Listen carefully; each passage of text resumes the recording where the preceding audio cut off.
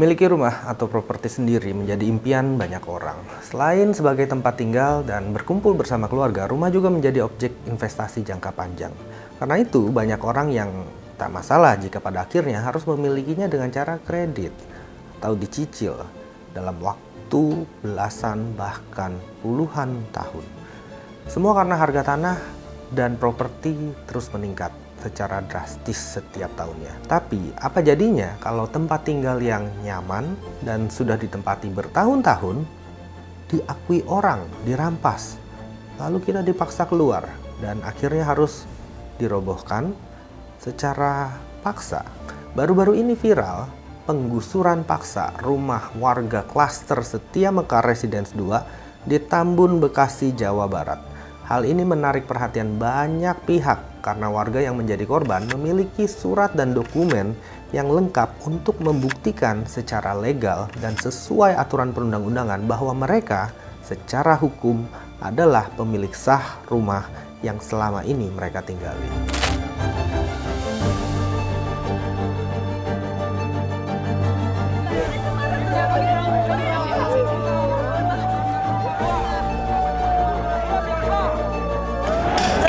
Beli di atas saya SHM dan saya bisa ganti ke SHM.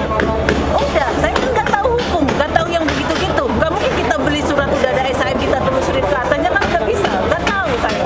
Kalau surat dan dokumen-dokumen legal yang didapatkan sesuai aturan tersebut tidak lagi bisa menjamin mereka atas kepemilikan properti dan melindungi tempat tinggal mereka, lalu apalagi yang bisa melindungi properti mereka?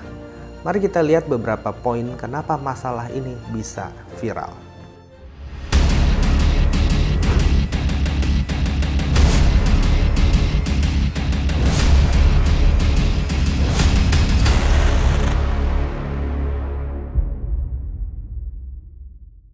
Pertama-tama kita ulas sebentar kejadian penggusuran paksa yang terjadi kemarin. Beberapa minggu belakangan ini ramai di media sosial para penghuni klaster Setia Mekar Residence 2 Tambun melakukan demonstrasi di depan Pengadilan Negeri Cikarang karena huniannya digusur secara paksa.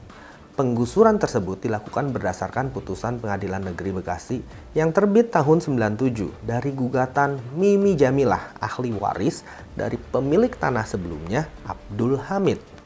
Bagaimana hal itu bisa terjadi?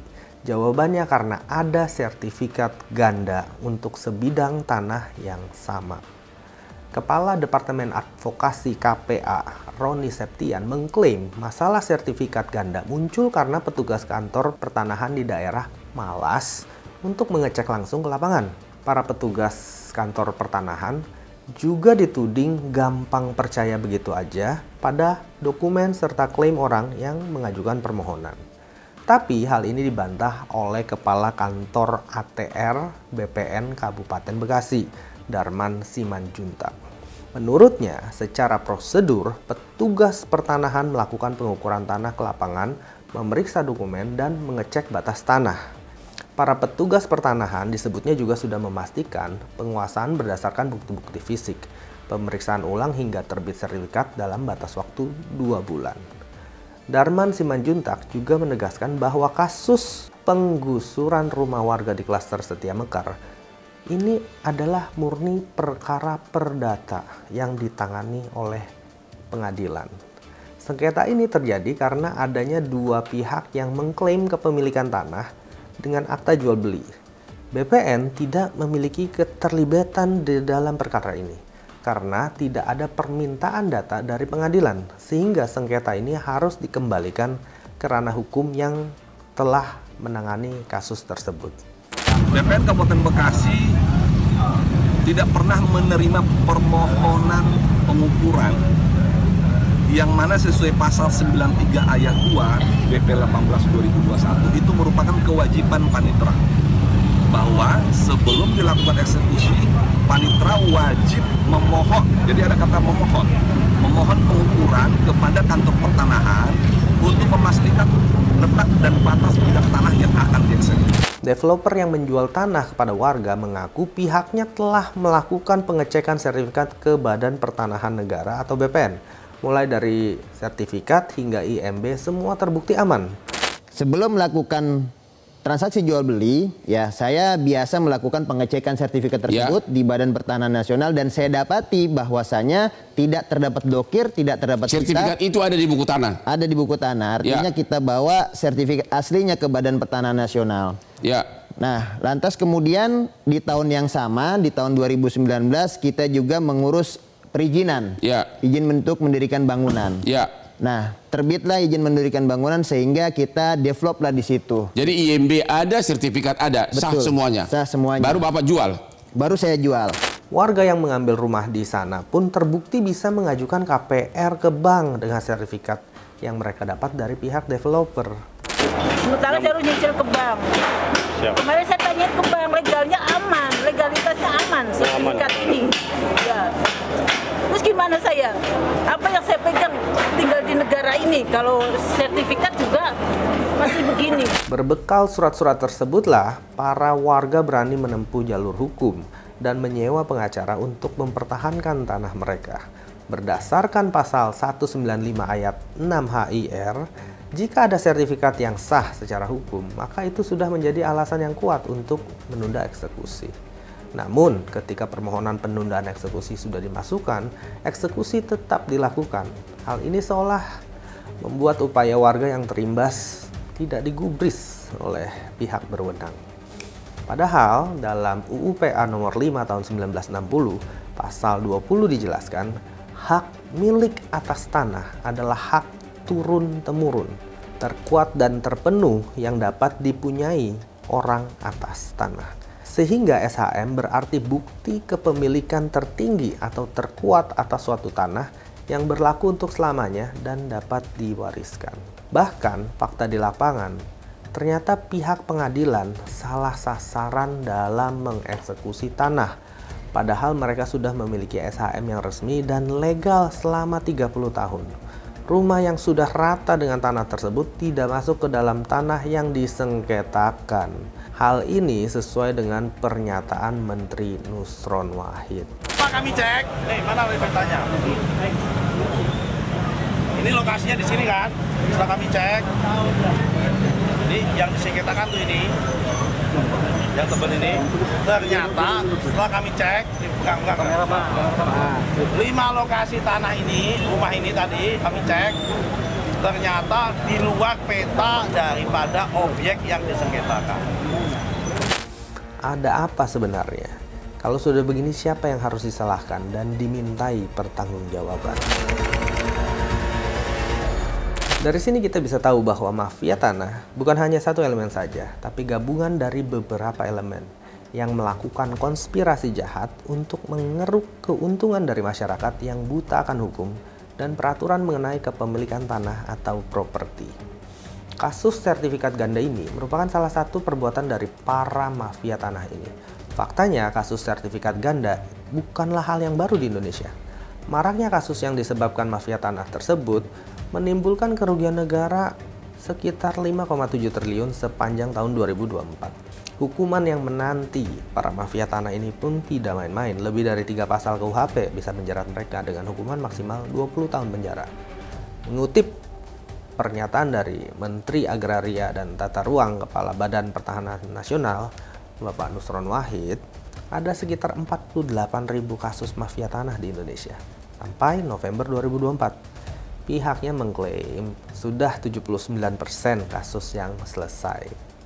Para mafia tanah ini beraksi tidak hanya di daratan. Pada Januari 2025, isu pagar laut di perairan Kabupaten Tangerang, Banten juga mengejutkan publik. Media sosial ramai-ramai membahas mulai dari bagaimana sertifikat hak guna bangunan dan hak milik ada di perairan Kabupaten Tangerang. Sejak kapan pagar laut dibuat dan siapa di balik izin ilegal pembangunan pagar laut? Klaster Tambun dan pagar laut Tangerang hanyalah sebagian kecil dari kasus mafia tanah yang berhasil diungkap ke publik. Masih banyak kasus mafia tanah lainnya yang tidak diketahui publik. Lalu apakah langkah pemerintah untuk memberantas mafia-mafia tanah ini? Persoalan mafia tanah di Indonesia seolah tidak pernah menemui garis finish. Kasusnya yang selalu ada selalu menjadi suatu tanda dan peringatan bahwa pengaturan kebijakan atas perlindungan negara sebagai bagian dari ekonomi sosial dan budaya yang telah dijamin oleh konstitusi masih lemah. Apabila hal ini tidak segera ditangani, bisa jadi akan lebih banyak konflik pertanahan yang merugikan banyak pihak. Pemerintah sudah memberlakukan sistem digitalisasi untuk sistem sertifikasi kepemilikan tanah yang lebih mudah diakses dan transparan, tetapi sertifikasi digital yang diyakini bisa mencegah praktik para mafia tanah di Indonesia rasanya tidak cukup efektif apabila ternyata oknum orang yang dalam pemerintahan ini masih memberikan jalan. Mungkin karena itulah Menteri Agraria dan Tata Ruang Badan Pertahanan Nasional Nusron Wahid mengatakan strategi pertama dalam pemberantasan mafia tanah adalah dengan memperkuat sistem dan sumber daya manusia di lingkungan Kementerian ATR BPN. Kalau hal ini dapat ditangani dengan lebih baik, mafia tanah tidak akan bisa menguasai atau mensertifikasi tanah yang bukan haknya. Lalu, langkah selanjutnya yang disiapkan pemerintah adalah menindak tegas pelaku mafia tanah beserta profesi pendukung yang terlibat, seperti oknum penetapan hak dan pendaftaran tanah, kepala desa, dan notaris. Tidak hanya dijerat dengan pasal KUHP, tapi juga dengan proses pemiskinan kepada para pelaku. Pak Menteri pun berencana untuk membuat undang-undang yang akan memiskinkan mafia tanah. Kami akan menginisiasi adanya proses pemiskinan terhadap mafia tanah. Kami tidak hanya puas kalau mafia tanah itu dikenakan delik pidana umum, kalau itu pidana murni, kalau melibatkan aparat negara, penyelenggara negara pasti adalah deliknya adalah tipikor, ya kan, tidak pidana korupsi, tapi kalau bisa diimbangi dengan delik tindak pidana pencucian uang supaya ada efek jerah. Dan langkah selanjutnya yang sangat penting adalah memberikan edukasi kepada masyarakat. Karena meskipun sistem dan peraturan yang sudah diperkuat, tanpa dukungan publik, upaya tersebut tidak akan efektif. Minimnya pengetahuan masyarakat tentang hak atas tanah juga menjadi salah satu faktor terjadinya kejahatan mafia tanah. Lalu bagaimana cara agar masyarakat mengenali dan terhindar dari kejahatan mafia tanah ini? Hal pertama yang harus dilakukan adalah cek keaslian sertifikat tanah, baik melalui online atau langsung diperiksa ke Badan Pertanahan Nasional maupun daerah. Pengecekan tanah ini adalah langkah awal agar calon pembeli tidak termakan modus para mafia tanah. Lalu, jangan serahkan sertifikat sembarangan. Jangan berikan sertifikat tanah kepada siapapun agar pemalsuan sertifikat tidak terjadi. Kalau ada hal yang ingin diurus dengan menggunakan sertifikat tanah, maka luangkanlah waktu dan datang sendiri ke tempatnya agar sertifikat tanah tidak mudah diduplikasi atau bahkan diganti nama. Pilih notaris yang tepat. Pastikan untuk memilih notaris yang memiliki reputasi yang baik. Namun tetaplah berhati-hati, karena bukan tidak mungkin ada oknum notaris yang menjadi bagian dari sindikat sengketa tanah. Tetap selektif ketika dalam proses jual beli tanah dengan notaris. Kemudian lakukan negosiasi secara langsung, karena jika melalui perantara, hal ini bisa menjadi kesempatan bagi mafia tanah untuk melakukan penipuan bersama dengan komplotannya. Selanjutnya, akta jual beli. Ketika sudah membeli tanah, selain sertifikat, akta jual beli juga penting. Melalui akta jual beli tersebut, kita akan memiliki bukti transaksi yang sah di mata hukum. Terakhir, tanpa bermaksud mengecilkan upaya pemerintah, namun penanganan mafia tanah saat ini rasanya belum cukup maksimal karena pemerintah masih fokus pada tahap pemberantasan. Jadi setelah ada laporan kejahatan mafia tanah, barulah ada tindakan. Sedangkan dari segi aspek pencegahan belum dimaksimalkan. Karena itulah kita sebagai warga negara sekaligus konsumen harus lebih berhati-hati dan lebih bijak ketika membeli tanah. Kalau ada masalah, cepat-cepat minta bantuan hukum agar bisa diurus dan diselesaikan secara baik dan benar. Jangan pernah takut kalau kita memang benar, karena di atas hukum masih ada Tuhan. Seadil-adilnya hakim yang ada di dunia.